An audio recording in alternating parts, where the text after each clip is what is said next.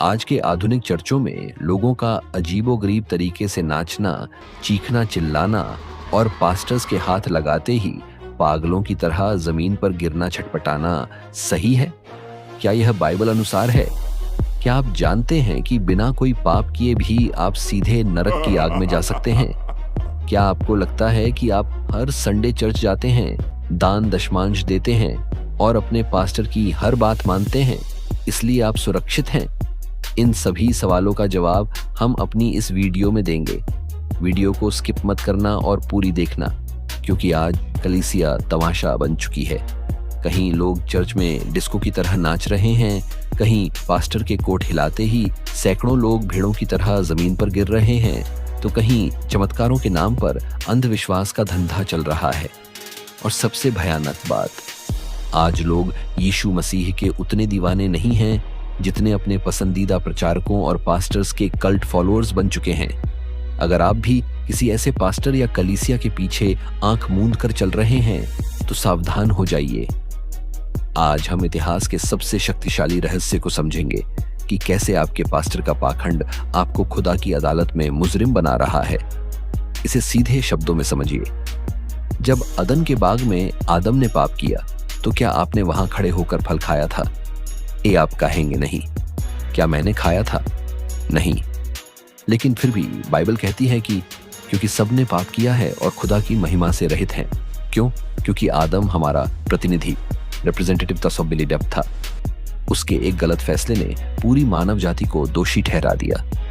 लेकिन खुदा का धन्यवाद हो कि जब यीशु मसीह क्रूस पर चढ़े तो उन्होंने हमारा प्रतिनिधित्व किया। उनके एक धर्मी काम के कारण जो कोई उन पर विश्वास करता है वह धर्मी ठहरता है। लेकिन यहीं पर आज का सबसे बड़ा धोखा छुपा है।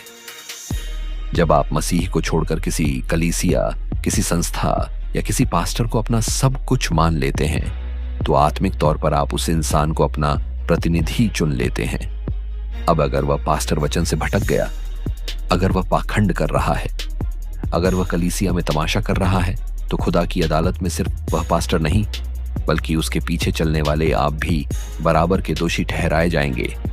जिसे पौलुस ने बहुत सी पत्रियों में कहा है, जीवन का वचन थामे रहो कि मसीह के दिन मुझे घमंड करने का कारण हो कि न तो मेरा दौड़ना व्यर्थ हुआ और न मेरा परिश्रम।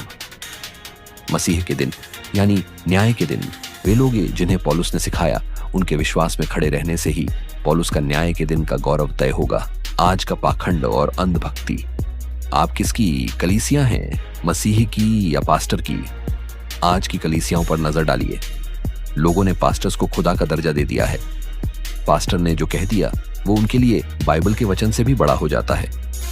अगर बाइबल कहती है कि सब कुछ शालीनता और सलीके से होना चाहिए, 1 कुरिन्थियों 14:40, लेकिन आपका पास्टर मंच से लोगों को चंगाई के नाम पर लात मार रहा है, धक्का दे रहा है या अजीब हरकतें करवा रहा है और आप वहां बैठकर तालियां बजा रहे हैं, तो आप इस पाखंड के हिस्सेदार हैं। जब अदन के बाग में आदम ने पाप किया, उसके एक गलत फैसले ने पूरी मानव जाति को दोषी ठहरा दिया। आज पास्टर और कलीसिया के साथ भी यही मामला है। दोस्तों, इसे और अच्छे से समझते हैं। अंत के दिनों में एक ऐसी आत्मा काम करेगी जो लोगों को कल्ट और इंसानों की भक्ति की तरफ ले जाएगी। सोचिए, अगर आपका नेता या आपका पास्टर अंधा है तो यीशु ने क्या कहा था? यदि अंधा अंधे को मार्ग दिखाए तो दोनों गड्ढे में गिरेंगे। मत्ती 15:14। यीशु ने यह नहीं कहा कि सिर्फ पास्टर गड्ढे में गिरेगा, उन्होंने कहा दोनों गिरेंगे। यहां कलीसियां भी हैं क्योंकि आपने उस अंधे को अपना मार्गदर्शक चुना था। वचन की कसौटी और चेतावनी मसीह के प्रिय लोगों, होश में आइए। कल को जब आप न्याय के सिंहासन के सामने खड़े होंगे तो आप यह बहाना नहीं बना पाएंगे कि प्रभु, मुझे तो मेरे पास्टर ने ऐसा सिखाया था। खुदा आपसे कहेंगे, मैंने तुम्हें अपनी पवित्र बाइबल दी थी, मैंने तुम्हें सोचने के लिए दिमाग दिया था, फिर तुमने एक इंसान के पाखंड को मेरा वचन क्यों समझ लिया? मत्ती 7:22-23 में यीशु ने पहले ही चेतावनी दे दी है। उस दिन बहुत से लोग मुझसे कहेंगे, हे प्रभु, क्या हमने तेरे नाम से भविष्यवाणी नहीं की और तेरे नाम से दुष्टात्माओं को नहीं निकाला और तेरे नाम से बहुत से आश्चर्य कर्म नहीं किए, तब मैं उनसे खुलकर कह दूंगा, मैंने तुम्हें कभी नहीं जाना। हे कुकर्म करने वालों, मेरे पास से चले जाओ।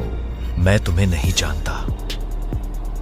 गौर कीजिए, ये वे लोग हैं जो बड़े बड़े चमत्कार कर रहे थे, चंगाई के दावे कर रहे थे, लेकिन फिर भी यीशु ने उन्हें कुकर्मी कहा। क्यों? क्योंकि उनकी बुनियादी शिक्षा और उनका प्रतिनिधित्व मसीह से नहीं बल्कि सांसारिक पाखंड से था। अब आपको यीशु ही समझा रहे हैं। आज खुद से एक ईमानदार सवाल पूछिए, क्या आपका प्रतिनिधि या पास्टर सचमुच यीशु मसीह और उसका पवित्र वचन पर चलता है या कोई धोखेबाज प्रचारक है? अगर आप किसी इंसान की अंधभक्ति में डूबे हैं तो याद रखिए, आप पास्टर के गुनाहों पखंड के तहत दोषी ठहराए जा रहे हैं।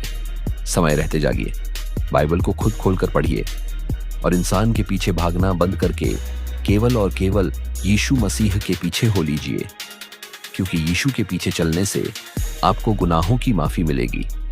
अगर इस वीडियो ने आपके दिल को छुआ है तो इसे दबाकर शेयर कीजिए ताकि कलीसिया में सोए हुए लोग जाग सकें।